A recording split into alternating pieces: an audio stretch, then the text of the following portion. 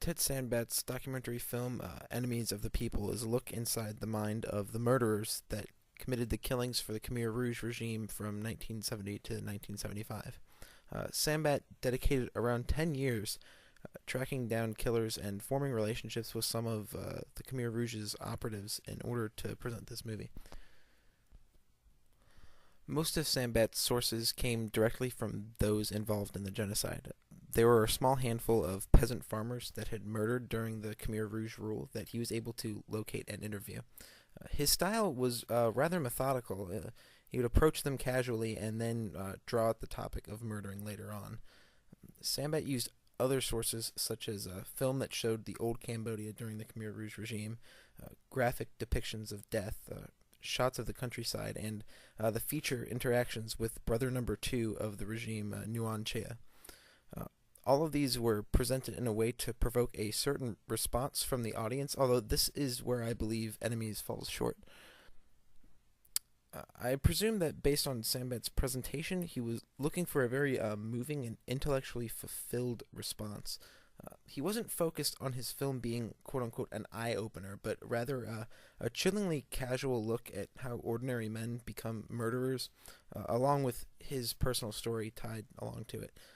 As far as being informative, Enemies never really presents any historical context. I was fortunate enough to have had some knowledge of the Cambodian Genocide before viewing Enemies, but aside from the brief mentions of the Vietnamese liberation and American bombings, Sambath does not inform what political events occurred before and during the genocide. Perhaps he wasn't going for the standard traditional educational approach that most documentaries take, but this omission left me wondering about the roles and the system that the killers were a part of. I felt myself wanting to know about the history of the Khmer Rouge and see the peasant killers as a part of that history, not independent of it.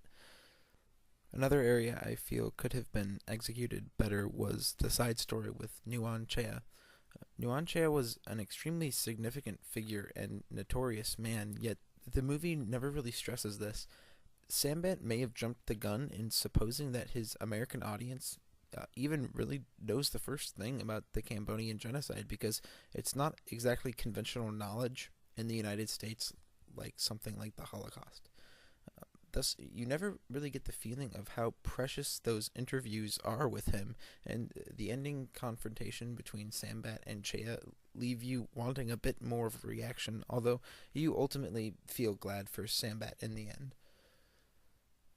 The two scenes that I found most moving were a short silent sequence of casualties and remnants of the genocide, and a peasant's demonstration of a typical knife-killing procedure he'd employ during the genocide. These scenes were certainly the most emotionally moving and asked the audience, how could these men really choose to do this? The central theme of Enemies is a little difficult to discern because at times it seemed to be more focused on Sambath's connection to the killings through his loss of his parents and brother to the genocide. But what I found I was able to identify with was more of a general message about how it is important to understand what things lead to a genocide and what conditions turn people into monsters.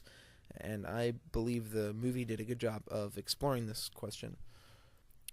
The movie also poses the question about how human choices have a local and global impact.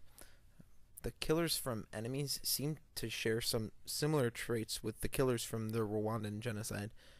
It was the peasants, the uneducated, and the hyper-submissive that blindly followed all authority that performed the mass killings. The film made me wonder in what way the world needs to change so that choices are more educated and skepticism to authority is upheld as a value. Enemies is gripping at odd intervals and dragged out a little too long. It really brought attention to the killers instead of the leaders and examined what conditions are necessary to get people to kill like this. The only question that will linger for the viewers is what preventative measures can be taken in the future to avoid further genocide and violent ideologies from infecting the poor, uneducated masses.